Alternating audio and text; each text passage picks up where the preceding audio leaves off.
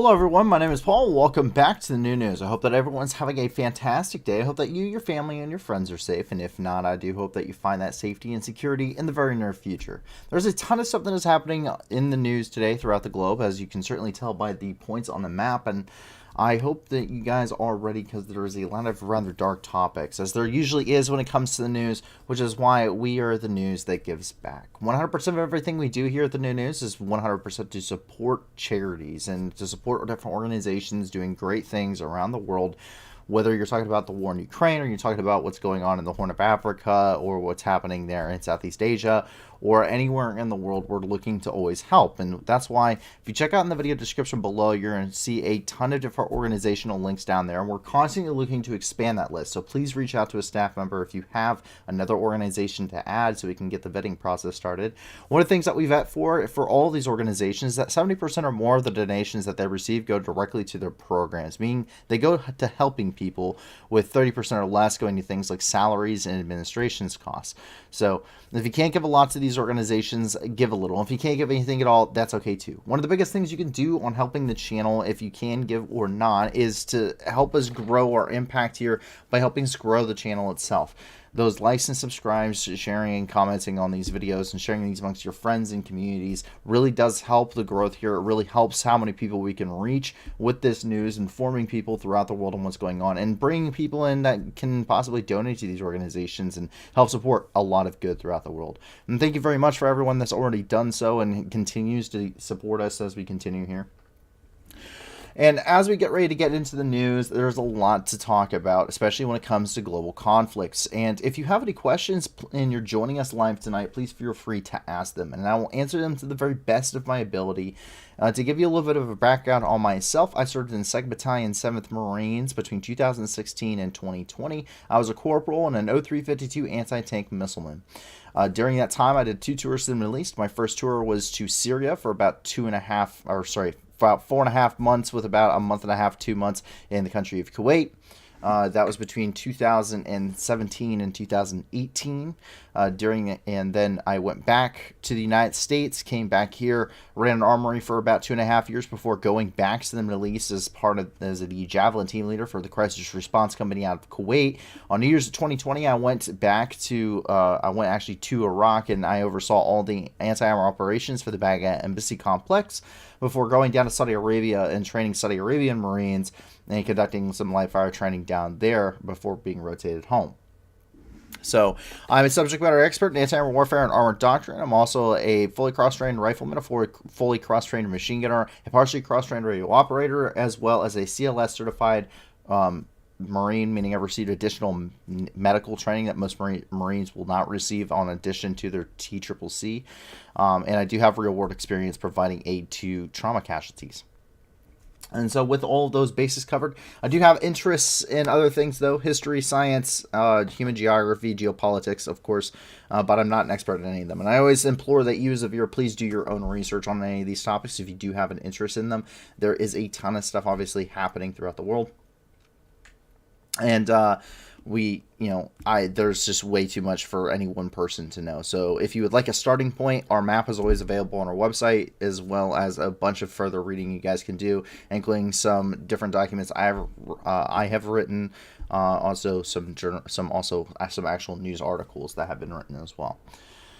And we jump right into the news here. We start off with our special report coming out of the country of Ukraine, of course, and we jump down here and into the capital of Kyiv, where Bakhmut will not be abandoned, as there's been a lot of push comes to shove on a lot of things when it comes to the city of Bakhmut. A lot of international experts talking about how it would be wise for Ukraine to withdraw from the city itself, and for Ukraine stating otherwise, that they will not be leaving the city of Bakhmut.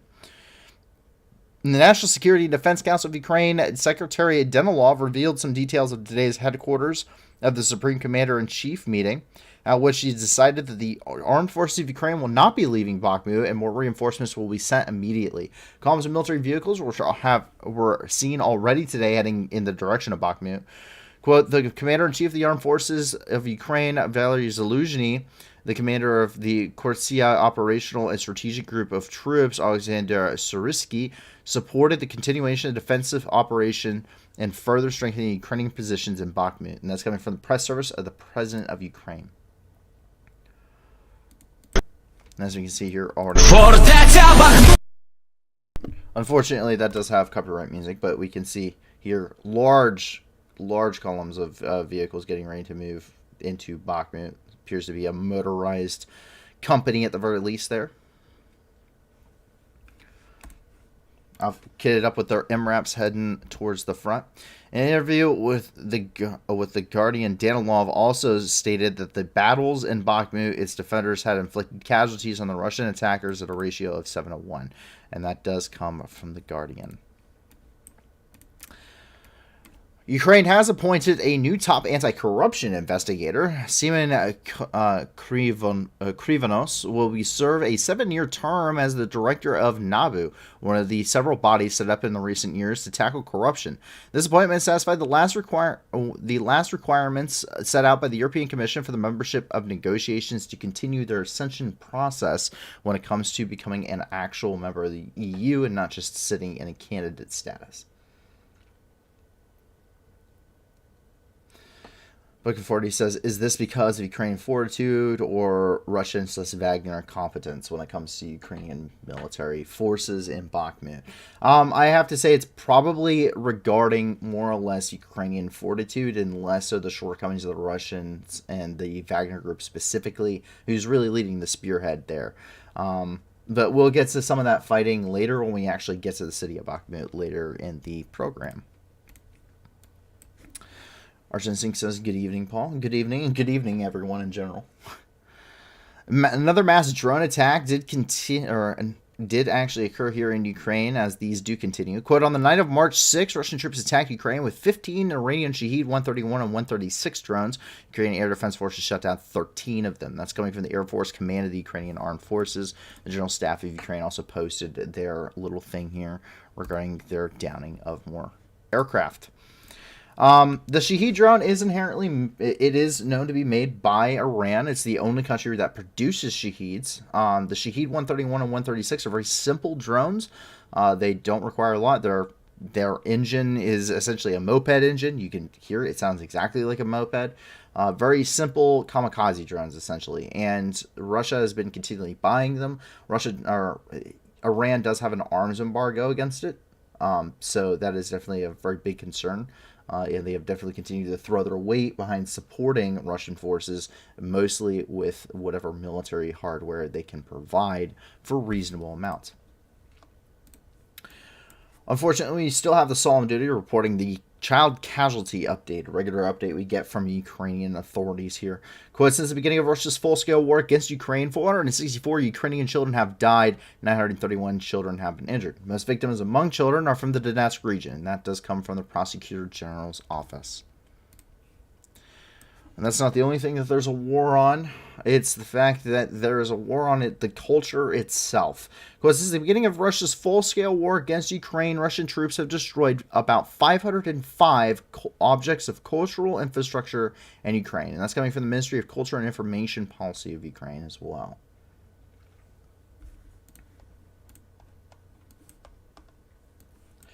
Well, that immediately brings us here and into the front lines over here in the Donetsk region, the Donetsk Oblast, where the de facto head of government, the city of Kramatorsk for the Ukrainian-held territory, was struck with yet another barrage of Russian missiles, this time damaging several apartment buildings as well as partially destroying a school.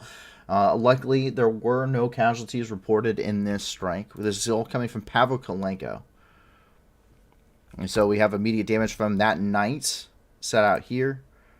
This is the school as well as part of the interior there. And then later on this morning, we got some more clear video footage. This is the school there in Kramatorsk.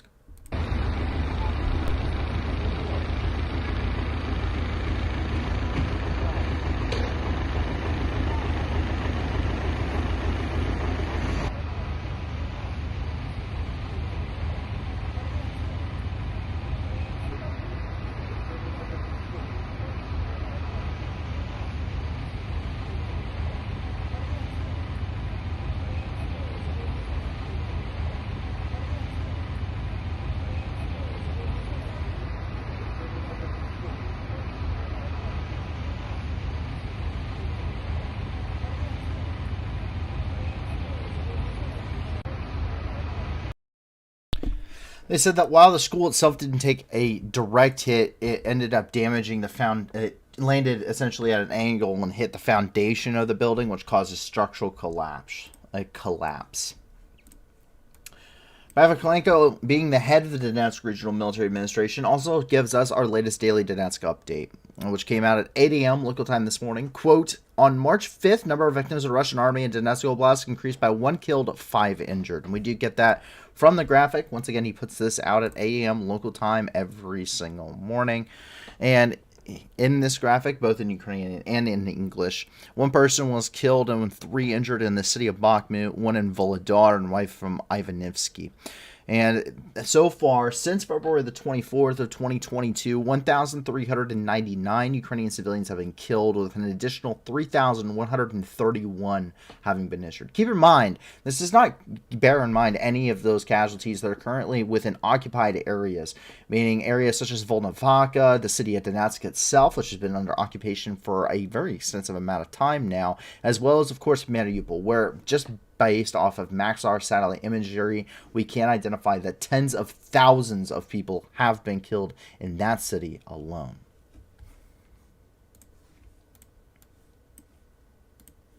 In the city of Bakhmut, Ukrainian forces appear to have conducted a partial withdrawal, though those with very limited information coming out, those may have been reversed, as Russian Wagner forces specifically appear to be on the retreat, with some reports even having that some Russian forces were attacking Ukrainian positions with nothing more than shovels.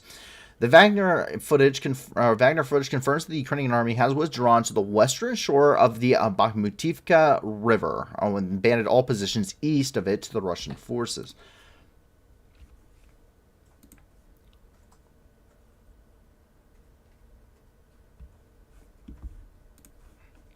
The soldier, of course, has a very near-death experience, but his spirits are still high. We will win regardless.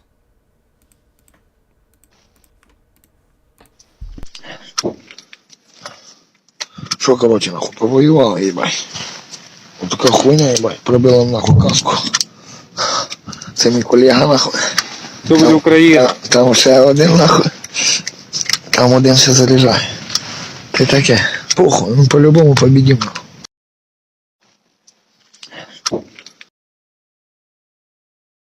We also have some footage from the Georgian Legion.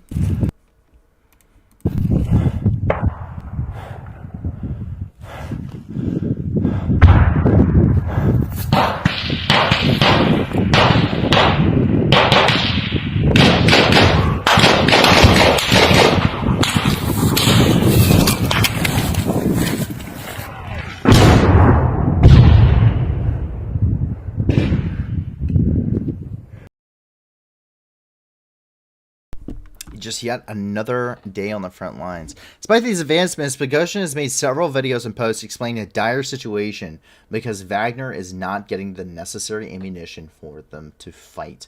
Quote, the armed forces of Ukraine created a number of groups to block Wagner forces. I sound the alarm to give us ammunition and cover the flanks, otherwise we will all get fucked.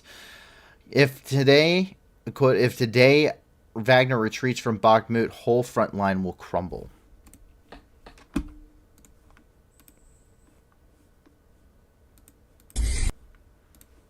Если ЧВК «Вагнер» сейчас откатывается, то в истории происходит следующая ситуация. Понятно, что фронт посыпется для российских границ, может быть и дальше посыпется.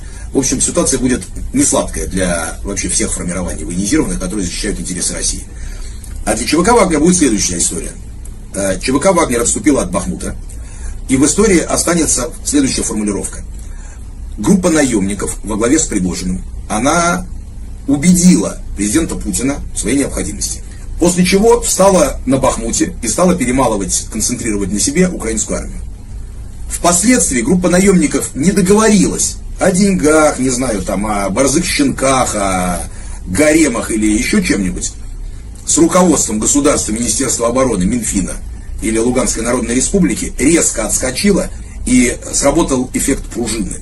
ЧВК «Вагнер» отскочила, и напряженная украинская армия слева-справа на флангах, а также по центру ворвалась на территорию ЛНР, смела Луганск, смела Краснодон, вышла на территорию России. Армия вынуждена была пытаться стабилизировать фронт, и посыпались фланги. Дальше пал Крым, там, я не знаю, много еще всяких катаклизмов. Поэтому сегодня ЧВК «Вагнер» является цементом на самой верхушке, то, что стабилизирует, в принципе, и не дает противнику прорваться. Если мы отойдем, то мы войдем в историю навсегда, как люди, которые сделали основной шаг для проигрыша в войне. И в этом как раз есть проблема как раз с тем самым снарядным голодом.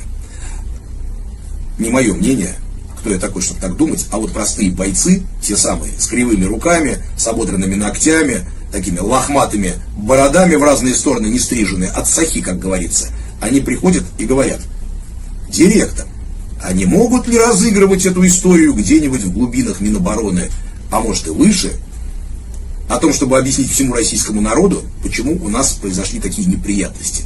А вдруг они хотят, чтобы подставить нас и сказать, что это мы негодяи, и поэтому нам не дают боеприпасы, нам не дают вооружения, и нам не дают пополняться личным составом, в том числе из числа заключенных.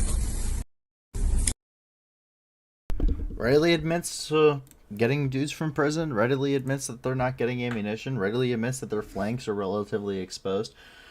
A lot of things Prigozhin has been lobbying for, and a lot of things that Prigozhin continues to talk about as he is trying to more or less position himself more favorably, politically speaking, within Russia. And that's something that we see Prigozhin has been doing for some time now. He's always been part of Putin's inner circle as Putin's chef, quote unquote. But he is definitely an individual that he is trying to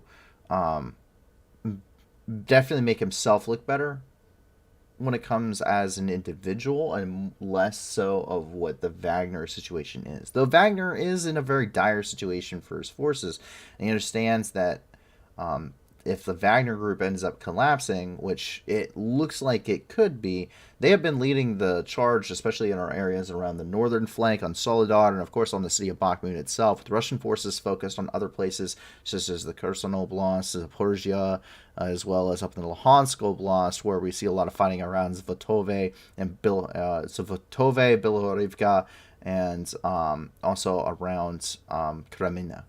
So that's kind of the issue. It is double-fold. It does do two things at once, but if from what we've seen, we can believe that the situation is both, truth and not truth at the same time.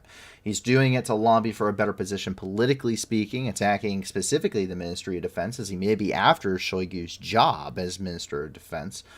He would be one of those that would be next in line, but at the same time, the situation for the group is dire, and that is not necessarily a lie. Oh, that was the same video we just showed.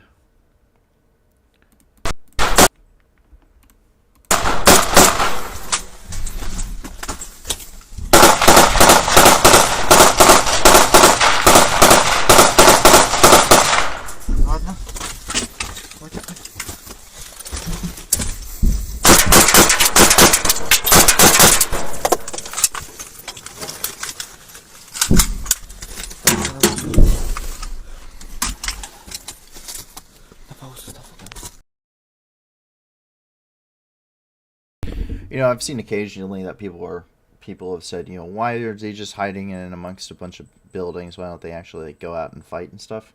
And I think it should be very well addressed that the object of war is to not get shot.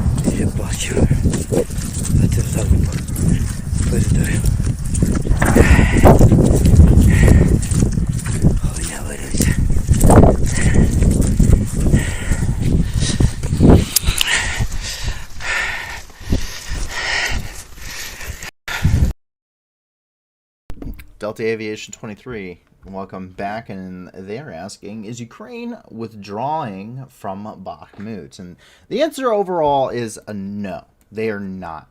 That is the short answer. As a city, entirely Ukrainian forces are not withdrawing Bakhmut, but they have withdrawn from the western edge of Bakhmut back into the major parts of the city, crossing the river. The reason for that is rivers are, well, very difficult to get across if you are carrying lots of heavy gear. That's why one of the first things that you're taught in a swim qualification for the military is to shed the gear because it will drown you.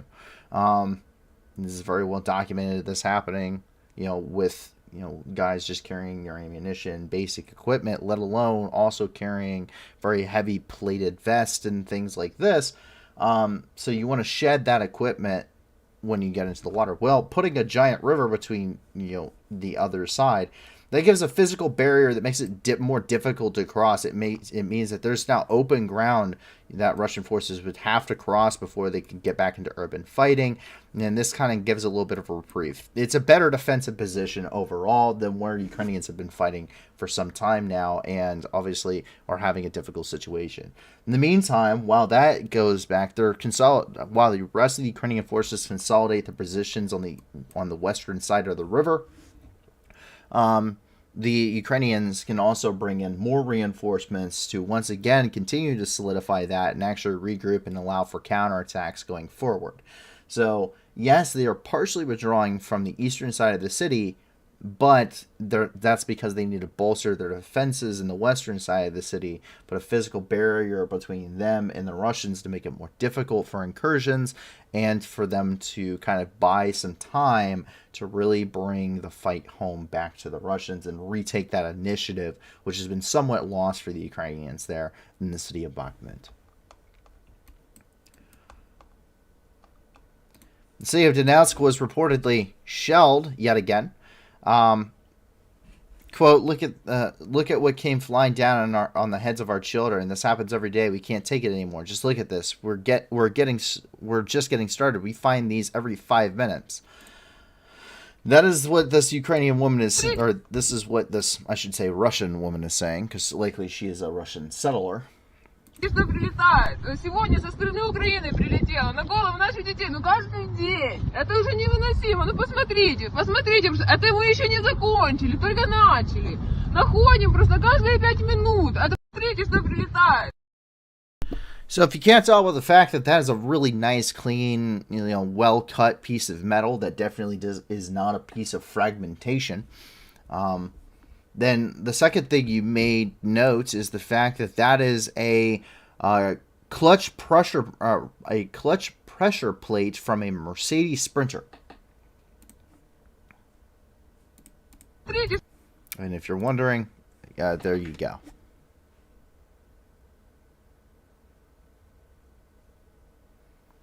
It's $39.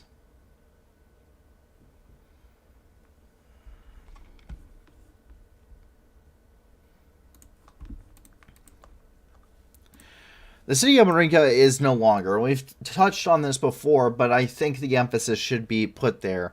And this very dystopian images coming from the city now, published showing not a single structure of the city really remains. Before the war, over 10,000 people lived in this city, and it has now reportedly been liberated.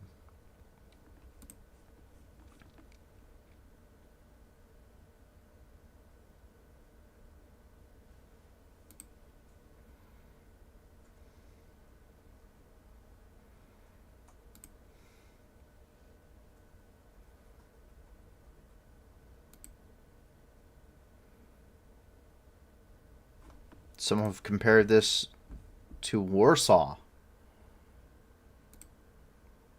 in 1944 post-bombardment.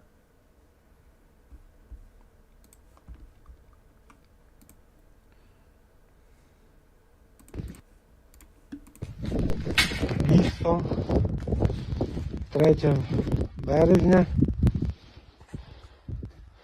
Мар'їнка. Донецька область. Такі сюжети.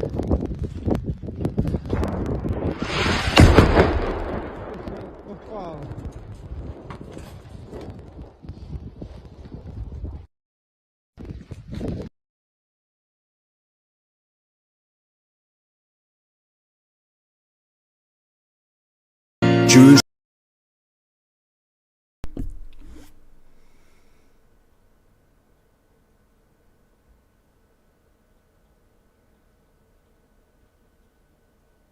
So there they are, going through whatever is left of the city.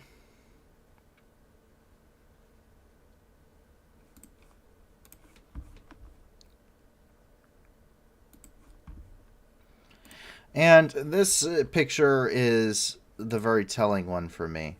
So I'm going to go backwards. So this is the city of Marinka in the Donetsk region. What's left of it, or what was Marinka in the Donetsk region. But this is the city of Hiroshima, 1945, post the atomic bomb blast. Notice that there are more buildings standing in Hiroshima following the detonation of a nuclear warhead than there are in the city of Marinka.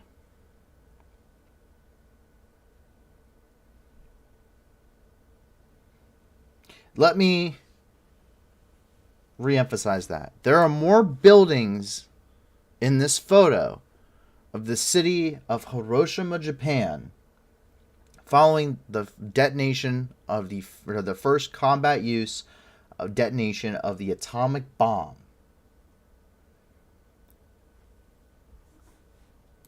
than there are in this photo of the city of Marinka.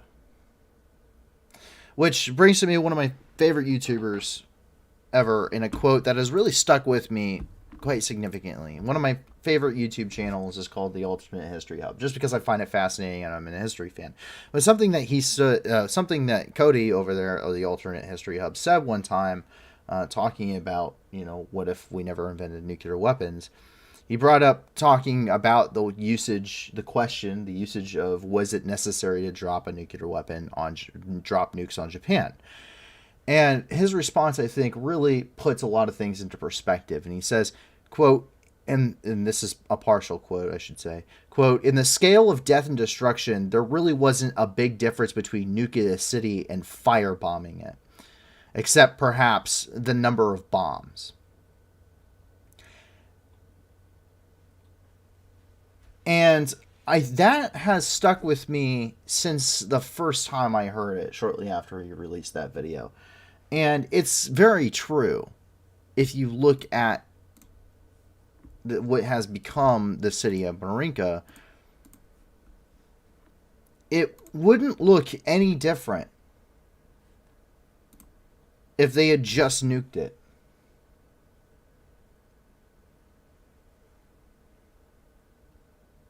It would be terrible. It would be horrific. It would be the first time, since 1945 that a nuclear weapon has been detonated in a combat scenario.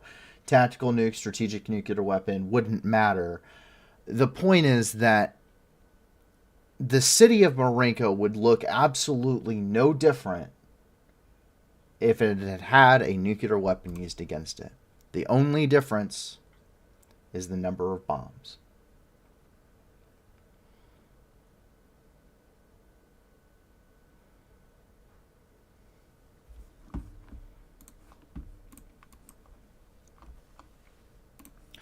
So you continue our southward march here. We jump down to the city of Volodar, or just outside the city of Volodar, which has been under continuous bombardment and attacks by Russian forces, who are suffering crippling losses in the region, where an interesting individual decided to go and make a stay there. That would be the Russian propagandist from the state-run TV channel Russia 1, which actually showed up near the city of Volodar.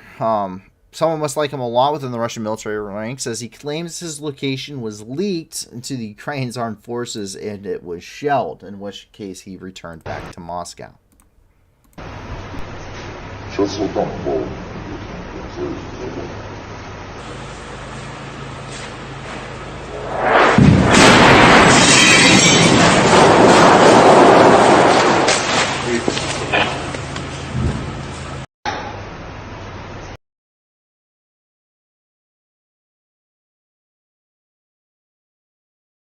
Выяснилось, Сегодня произошла утечка информации о том, что я должен быть именно в этом подразделении, и за нами стали охотиться.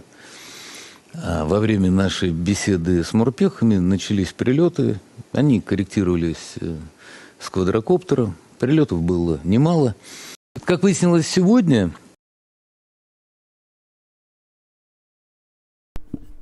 It's not the only place Solovyev ended up going.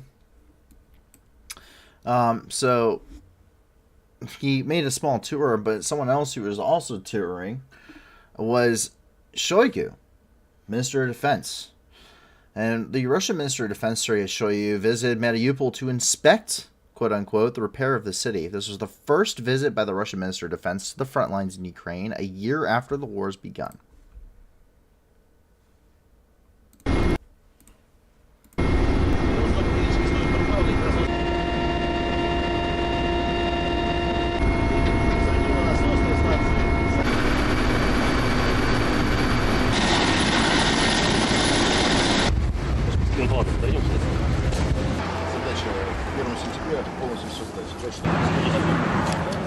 И еще огромный центр МЧС построили. Местский бокс со своим выходом инфекционным, чтобы Зато проверено все.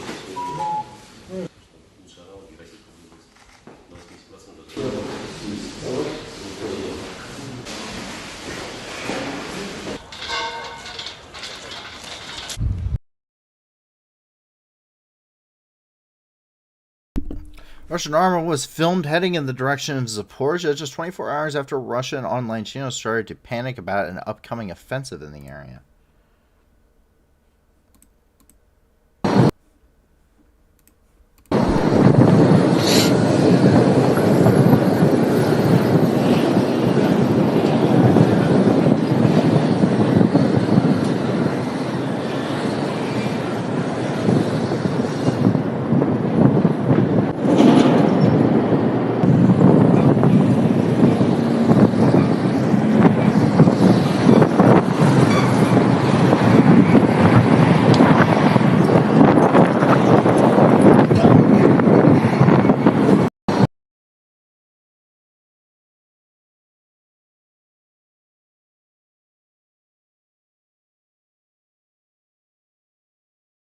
Slow down footage there. You can see tanks passing by,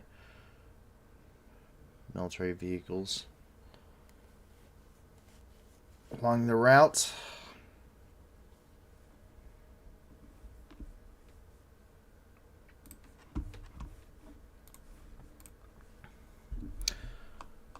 However, today's top story and very shocking news. What are those? Not tanks. Oh, so Book of 40 said, what are those? Not tanks. That is correct. Well, some of them are, that last one specifically. These are called the MTLB. Just another acronym like everything else the military uses, but very easy to remember by saying mini turret, long body. If you notice right here, this thing has a very, very small bustle turret in the top, usually mounts a 7.62 machine gun, PKT, I believe is what it's called. And it's just for self-defense. It's actually an armored personnel carrier. They're called the MTLB. Mini turret, long body, hence why it has this giant long body for such a small turret in the front. This right here is a tank. It's not particularly easy to identify this, considering how much blur there is. You see, obviously, trucks, fuel vehicles, troop transports, more tanks, probably more than likely T-72s, supply vehicles, most likely carrying ammunition, recovery vehicles, command and control, more recovery. I believe there's a couple others that pop up through here as you're looking. That looks like it's a recovery vehicle. It'd be a specialized vehicle for recovering armor. Looking forward to their MTLBs with naval guns welded onto them. Yes, I've seen that too. It was actually one of the points for today, but I thought it was just best to leave it out. Yes, they're mounting naval guns from the 1950s on them. Can I show an image of the MTLB with the 25 millimeter naval gun on it? Yes, I will bring up the image of the 25 millimeter naval gun. I wasn't intending to put this into the stream, but so this right here, this is the 2M3, which was replaced, I believe, later by the 2M7. It's a dual purpose 25 millimeter guns on it. See if I can get a better one. This one's not working. There we go. Yes, that is literally a naval gun that is strapped onto the top of this thing from the 1950s. These are no longer in use by the Russian Navy. In fact, these were already phased out by the 1970s and were being replaced. How desperate are they to do that? Horrifically. Once again, you can see the little bustle turret that they have here on the top of this, which makes this a mini turret, long body. Pretty bad. To mount a giant 25 millimeter dual purpose cannon on the top of it, pretty horrendously bad. Things have not gone very well, militarily speaking. This is a worse stopgap design than the M3 Lee, dare I say it. And the M3 Lee was so bad that even the British, who were desperate for war material, didn't want to take it. Until we literally told them that we didn't have anything else. This has been memed to death. I don't think there's a lot I can add to that. Yeah, I really can't add anything to that. Arch Instinct says that back spoke wheel on the tread is going to give out a lot. No, not particularly. These things are made to actually fire. Prior to the ZSU-23 TAC-4, the MTLB actually has, and we've seen them so far in the war, they mounted a ZSU-23 TAC-2 cannon, dual-purpose anti-aircraft gun onto the back of these things quite frequently. And you can see actually the mounting points up here. Those are dual-purpose mounting points for different types of allotments. We've seen also artillery guns mounted on the back of these things, anti-tank guns as well, which the Ukrainians have put out there. These things are more or less much more versatile than you think, and this probably isn't the worst thing that this thing has ever done. I saw this image, and I didn't see the cannon sticking out the front of it like this. So originally I thought, okay, I see what they're doing. They're so desperate for forward observer capabilities that they have turned this thing into a forward observation vehicle. I was horrendously wrong in that initial first visual check because you can actually see the swivel point on the mount here. But yeah, so that is the MTLB at its finest. This right here, that looks like it's going to be a specialized recovery vehicle. That's a specialized recovery vehicle that's specifically for recovering damaged and destroyed tanks, from the looks of it. Could be wrong. I've seen other types of this, but Bookham 40 says so. Originally, it's an APC where the hatches, it looks like a death trap as an infantry carrier. That's why people ride on the top of their vehicles and not inside of them, Bookham 40. I don't know if you noticed that trend, but they ride on top and not inside of the armored personnel carriers, which defeats the whole purpose of it being an armored personnel carrier.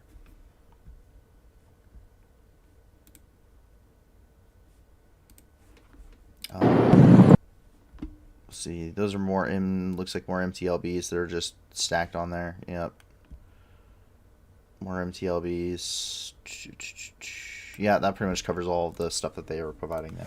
Right, they don't make ammo for that anymore. Maybe they found a load of ammo, so converted one or two of these. They converted more than just one or two. They did an entire industrial line setup for these things. It's quite an extensive amount of them.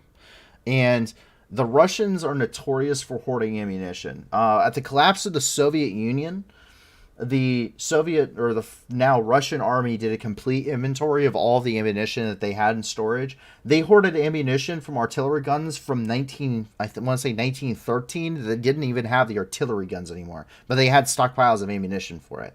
So the Russians are horrendously notorious for hoarding ammunition for guns that they don't even have anymore and haven't had for decades. 80 plus years. So it's unsurprising that they would have massive amounts of 25 millimeter cannon ammo. And being 25 millimeter, the Russians also designed a majority of their guns and weaponry to be able to conduct TSE, or tactical site exploitation, which is why they make 82 millimeter mortar rounds instead of 81 millimeter mortar rounds, because they can then take NATO mortars, which are 81 millimeters, and use them in their mortar tubes. They're less effective, but it can be done, and that's why they're designed that way. The Russians did that with a large majority of their equipment, with the expectation of being able to use the equipment, or use whatever they find off of the abandoned encampments, or dead troops, or destroyed equipment, damaged and destroyed equipment from NATO forces. And it's part of their military doctrine, their doctrinal plan.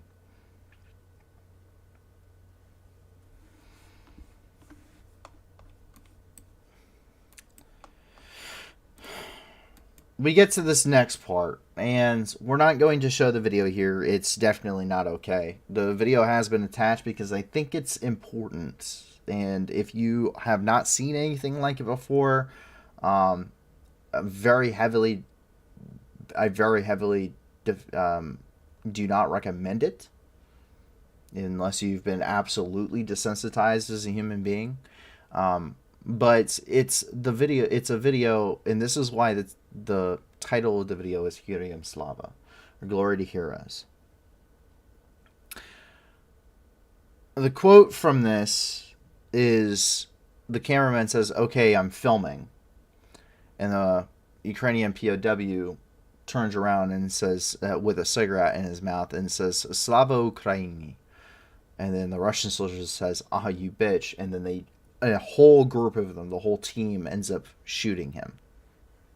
They shoot at least 15 rounds and kill him instantly, after making him dig his own very shallow grave.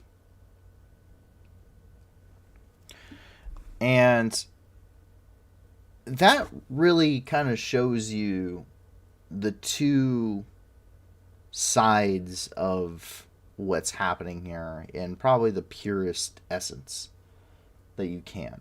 The two sides of the coin. The Ukrainian who says, "Glory to Ukraine," before being immediately gunned down by Russian forces after being forced to dig his own grave as a prisoner of war. This is also probably the most pure example of a war crime that you could ever give, because it is blatant and cold-blooded murder.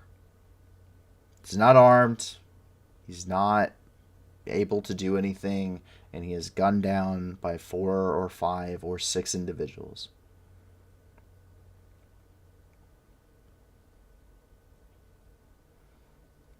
And of course, the response to this man's last words are HEROIAM SLAVA, Glory to Heroes,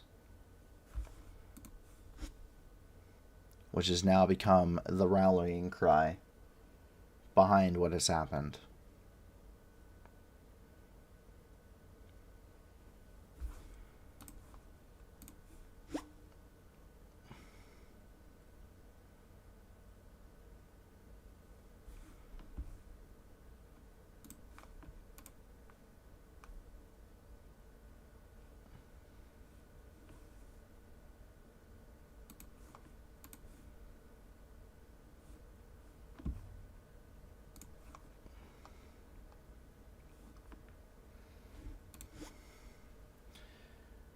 This is really made it very hard to come on and do this today for me. first started seeing what happened at work and then came home and did the research, and of course, and it makes it very hard to report on these things. We talk about a lot of atrocities here, unfortunately, on the channel, as that is, unfortunately what makes the news. But at the end of the day, this is the daily thing for those that live in Ukraine. This is the reality of what this war is ultimately about. This is the purest essence of what this war is about.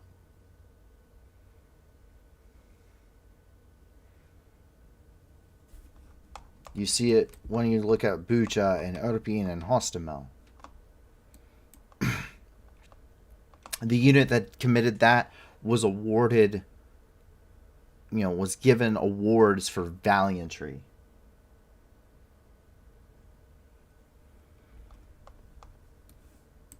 You look at it in Izium. Over 400 people were removed out of a mass grave. You look at it when you look at Mariupol, where mass graves ring around the entire region because there are so many people that were killed that they couldn't put them all in one site. And those are the ones that they could identify to some extent. Those that were too decomposed were taken out with the rubble. And they are now going to be ground into concrete for Russian roads. You see it with Avdiivka, where a 9-year-old girl died of a heart attack as a result of the constant shelling. You see it in the millions of people that have left and fled.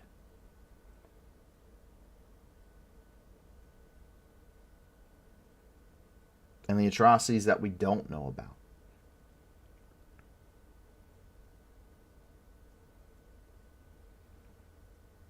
But you see it at its most basic, simple form here. The Ukrainian man on his own soil, in his own country, fighting against somebody who has invaded it, has murdered his people, likely people that he knows personally, who has fought and fought and fought and fought, was at some point forced to surrender, and they made him dig his own grave, and because he said glory to Ukraine, they murdered him.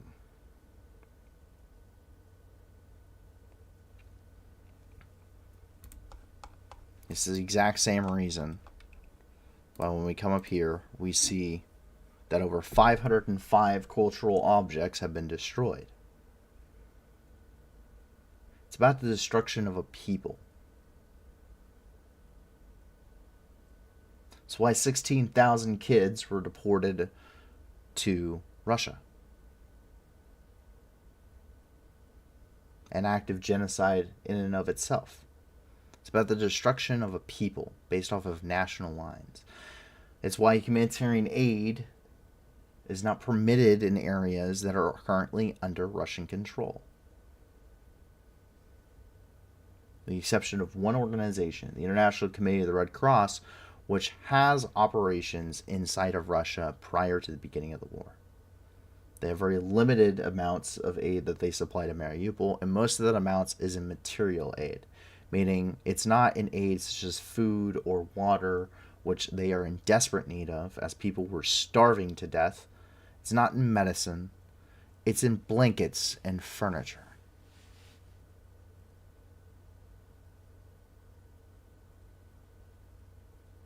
Something something that the Red Cross has already admitted to, as that's what most of what they provide is.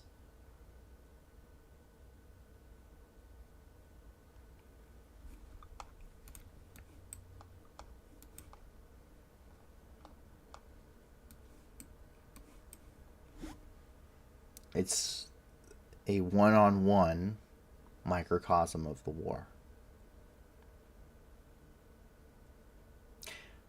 That is why this war is a genocide. 16,000 children, that is a genocide. By the 1949 Geneva Conventions, by the 1993 Rome Statute, which establishes the International Criminal Court, by all of the additional protocols of the Geneva Conventions.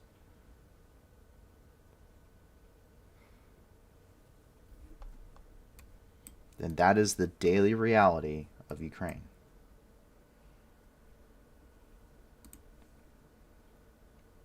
No wonder the Ukrainians double down on defending Bakhmut. We continue with that as the death toll continues to rise in Zaporizhia after a 5-story apartment complex was leveled after receiving direct impacts from 2 separate missiles on March the 1st in the dead of night. There rose to 13 people, to include an 8-month-old child. Cleanup efforts and rescue and recovery work has completed, according to the Ministry of Internal Affairs.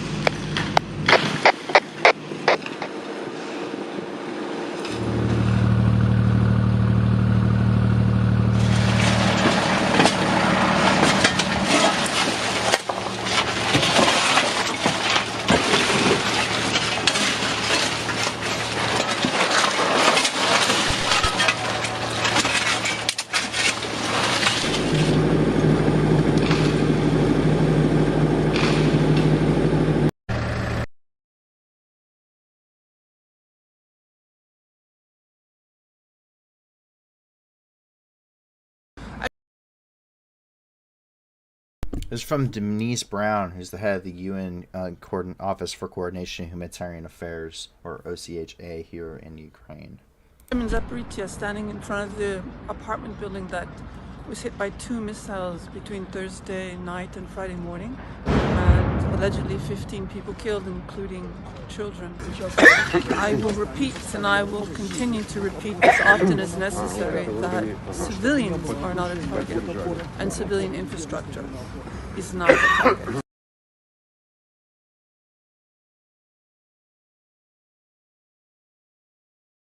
And the announcement from the Ministry of Internal Affairs regarding the recovery efforts.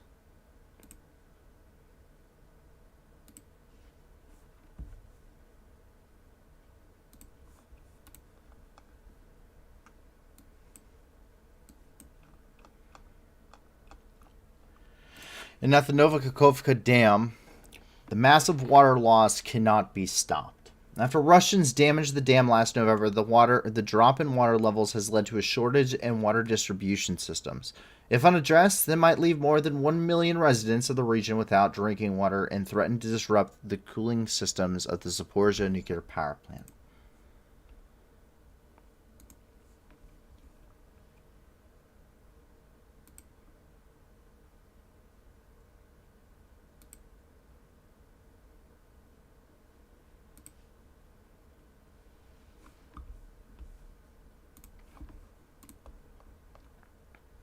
That is everything inside of the country of Ukraine, but that's not everything that has to deal with the country of Ukraine in its entirety. As we move on here and into the international news, we jump over here and into Russia. Well, the first thing we see is that kids are victims of propaganda too. Probably the most significant victims. As we continue to look here, as propaganda continues inside of Russia, we see this is a boy who made a poem about Russian kids who want to fight Nazis and Satanism inside of Ukraine.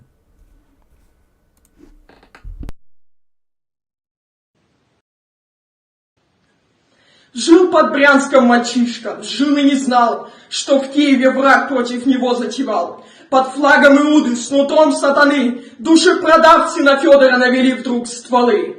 Герой, спасая девчонок, кричал им «Беги!», а кровь уж сочилась из детской души. Враг нацистский, тебе Россию никогда не понять. В ней каждый ребенок готов против тебя воевать. Победа наша придет, она близка, и над Русью великой не будет нацистского зла.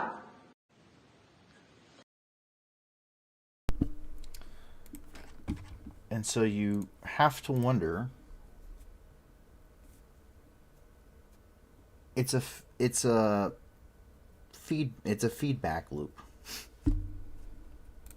And that's really what the point of it is. The Russians are, I mean, the Russian government's not crazy. They understand that they're not going to be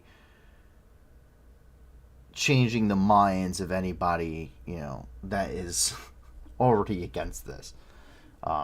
They're not changing the minds of the United States. They're not changing the minds of Germany or the United Kingdom. They're not changing the minds of, Lithuania or the Baltics. They're not changing the minds of any of those countries. It's just not going to happen. Maybe some people here and there, but it's not going to happen on a large scale. So it's a feedback loop. The most corrupt country and also the most, technically most racist country in Europe is Russia. This is the most discriminatory country in Europe. And it's a feedback loop. So they will be taught, whether by the state or by their parents, who are also taught by the state or by their parents, about these kinds of things, propaganda, the Great Russia, Novorossiya, whatever you want to call it. And they will grow up, and they will probably be sent to the war in Ukraine if it continues, as he seems like he's, starting to get probably 16 now, 15, 16. If it continues for a couple of years, which it could, if it becomes extremely protracted as a conflict, and he could end up going there, and that will perpetuate the cycle to his children should he live and survive and have them. We know that having children is being pushed inside of Russia because of a concern to their population decline. So they will teach that to their children, who will continue to. It's a feedback loop.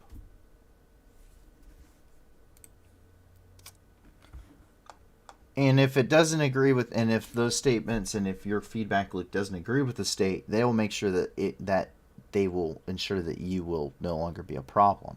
As a Russian father was arrested over his daughter's anti-war drawings.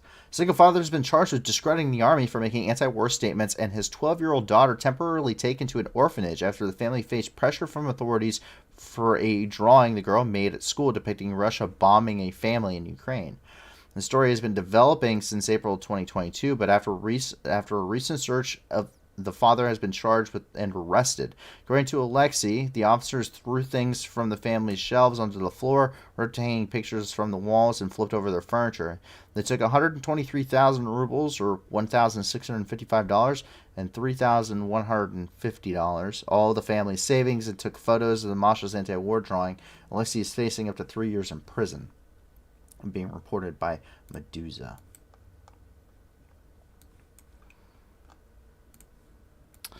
Air Defense has decided to go to the beach, in case you're wondering what Air Defense is doing. A week after an apparent Ukrainian drone attack targeted an oil facility located in Tuapse. Interesting air defense placements have been spotted on the pier. You see from that drone attack, we can now see new air defense systems. We've seen how effective these are in the past at shooting your own guys.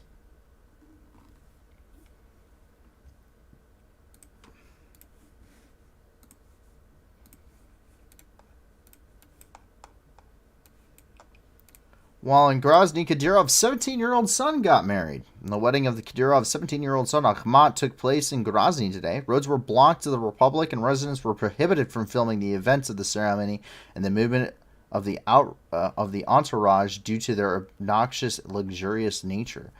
The name of the bride remains anonymous.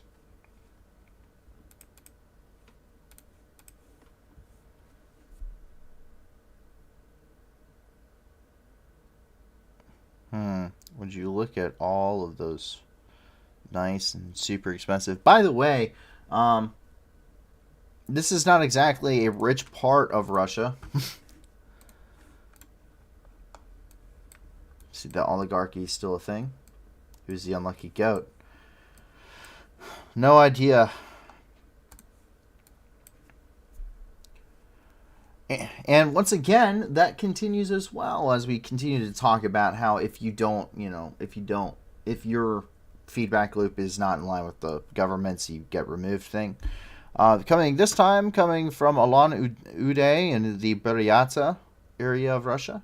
Anti-war protester was jailed and her son was sent to an orphanage. A retired woman, Natalia Filanova, has now been jailed for assaulting 2 policemen with a ballpoint pen.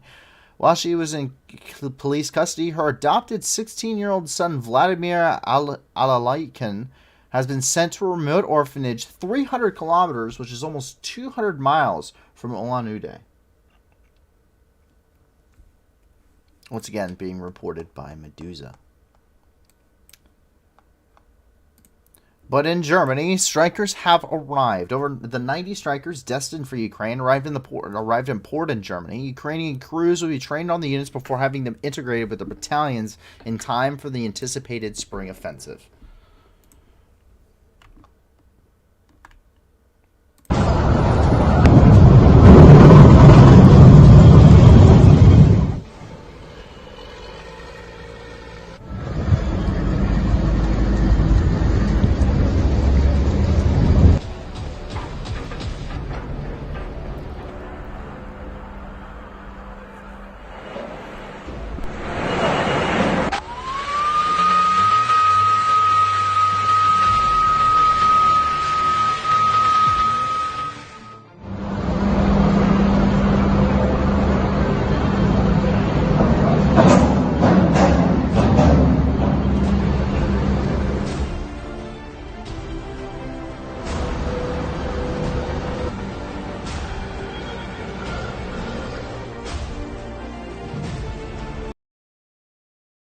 So you can see there's multiple different variants that are coming in of the Striker.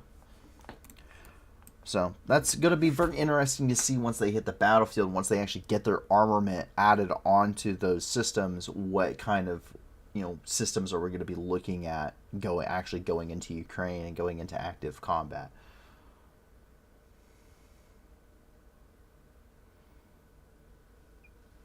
Aviation 23 says that's an old video from a couple of years ago. I'm not sure about that. You don't normally see these things getting dropped off very often inside of Europe. And most of the time, those are going to be airlifted, unless they're coming in with large quantity like that. They're going to be airlifted on a C-17. Jumping down here and into the Middle East. In the city of Baku in Azerbaijan, 3 people were victims of an armed attack. The armed attack on collectors took place today in the entrance of Bravo hypermarket at the Katai district of Baku, not far from an Akhmedli metro station, the Bravo retail chain said. 1 person died and 2 were injured in the attack. Iran is currently poisoning its students. In Iran, 116 cases of chemical poisoning of schools in various cities across the country were registered in one day. Most of the schools were affected by the sabotage are women's.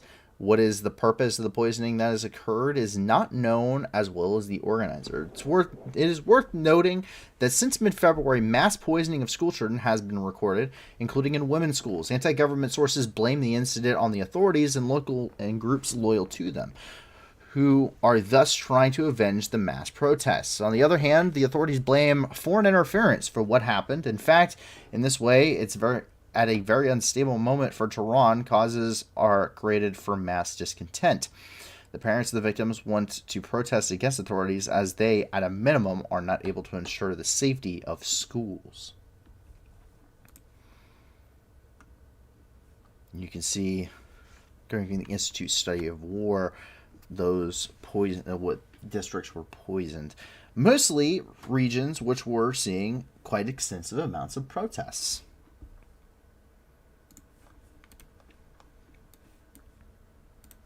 In Pakistan, In Sibi, which is located in Balochistan province, a bomber ended up on a suicide bomber on a motorcycle attacked a van of Pakistani security forces near the city of Sibi, Balochistan province, where the explosion killed 10 policemen and 14 were injured.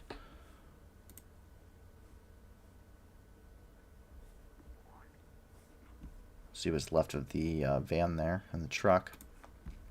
The Islamic State ended up claiming responsibility for the attack of the van full of Pakistani security forces in Sibi city.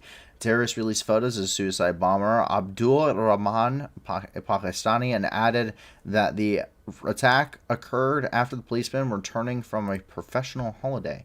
Specifically, it appears that this may have been perpetrated by a new cell of the Islamic State within Pakistan. The Tehreek-e-Jihad Pakistan.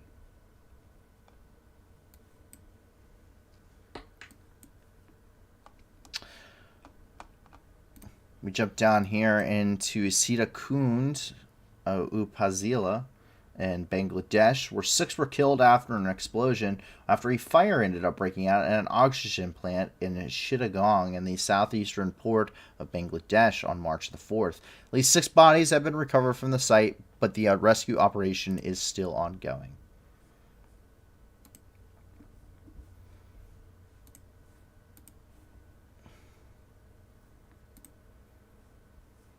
It's photos from the immediate aftermath of the plant explosion.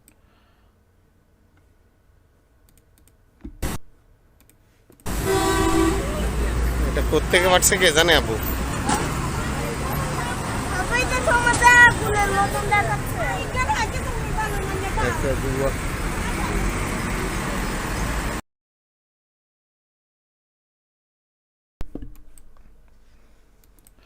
Well, to the south, a fire in a refugee camp led to multiple casualties. The fire broke out at the Kutupalong Balukhali refugee camp in Cox's Bazar, Bangladesh, on March the 5th. The fire continued for 3 hours. 15 people had minor injuries and burns, and more than 12,000 people have been displaced and relocated. The fire destroyed an estimated 12,165 shelters and at least 94 essential facilities. United Nations posting on this, as well as the World Food Program in Asia.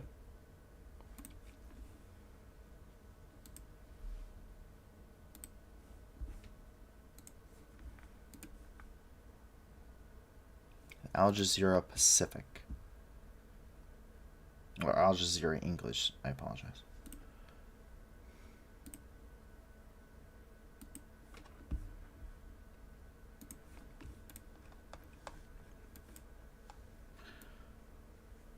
And the last is come down here into Africa, where in the Democratic Republic of the Congo, the United States has announced a $5 million reward for information on the Islamic State leader. The U.S. Department of State has announced a $5 million reward for information on the whereabouts of Ugandan citizen Musa Baluku, the leader of the Islamic State in the Democratic Republic of the Congo. According to Washington, Baluku is involved in terrorist attacks, kidnaps, rapes, and murders of civilians, including children. Also, under his leadership, minors are forcibly recruited into the group. It's noteworthy the jihadist was twice sanctioned by the United States Department of Justice for human rights violations inside of the Democratic Republic of the Congo.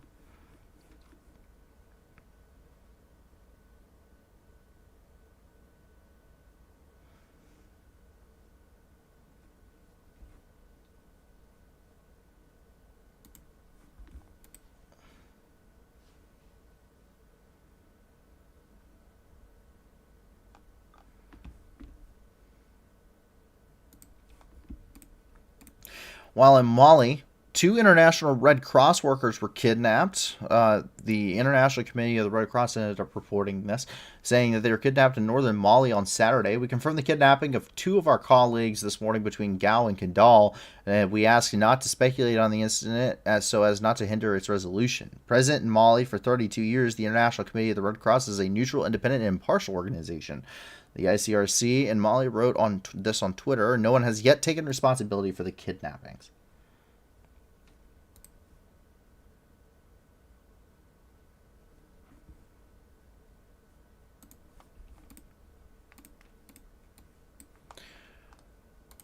While in Tunis, down with the state police.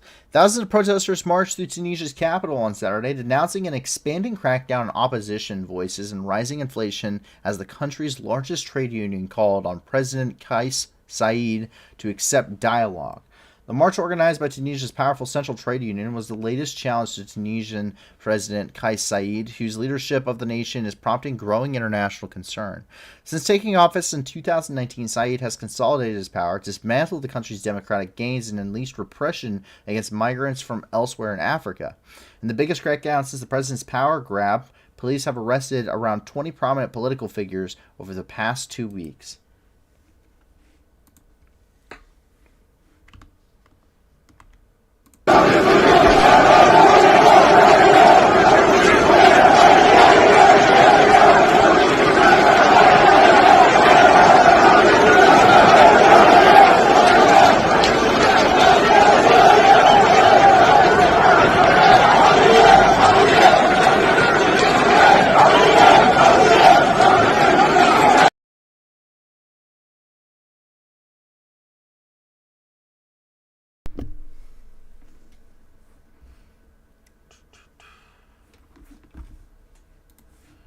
Appreciate that, Delta. We will look into that here once we get finished up with the night.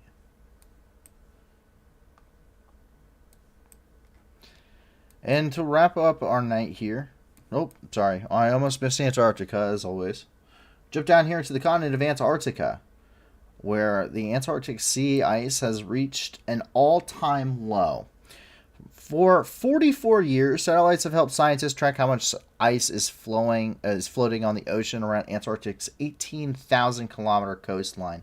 In the southern hemisphere, summer of 2022, the amount of sea ice dropped to 1.92 meters per square kilometer, or 1.19 miles per square meters per square mile. On 25th February, an all-time low based on satellite observations that started in 1979. By 12 February this year, the 2022 record has already been broken. The ice kept melting, reaching a new low record of 1.79 meters per square mile, or 1.1 meters, or 1.79 meters per square kilometer, and 1.1 meters per square mile. Oh, millions. Sorry. 1.79 million per square mile. Per square kilometer, 1.1 million per square mile. On the 25th of February, and beating the previous record by 136,000 square kilometers, or 84,506 square miles, an area that is double the size of Tasmania.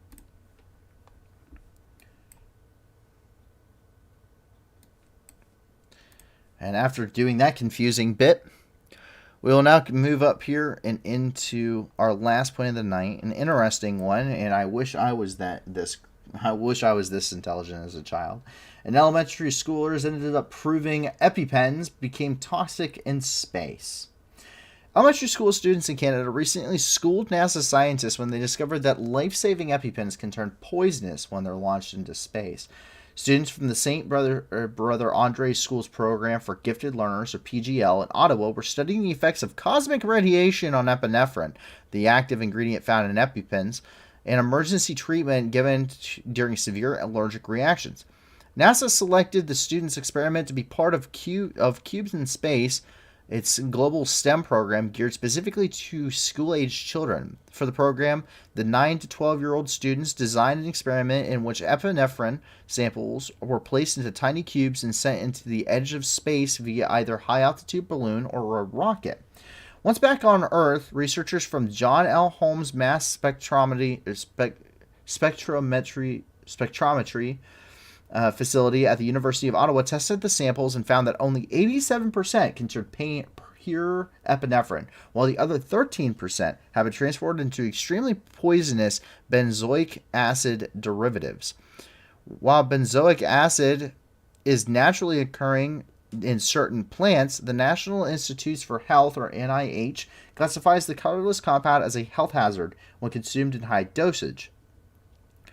The students are now designing a capsule to protect EpiPens while in space, and in June, they will travel to Langley Research Center in Hampton, Virginia to present their findings to NASA.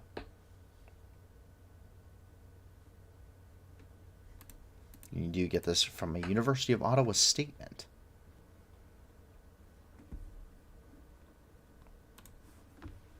There's also an article on that from Live Science. That's pretty wild. Like, I was sitting there and I was like, you know, my mother used to tell me I was always special, but I didn't discover that EpiPens were poisonous at the age of 9 to 12. So, when sent into space, specifically, as a 9 to 12-year-old, I didn't send anything into space. So, that's pretty wild. That's pretty cool. Yeah, that's really cool.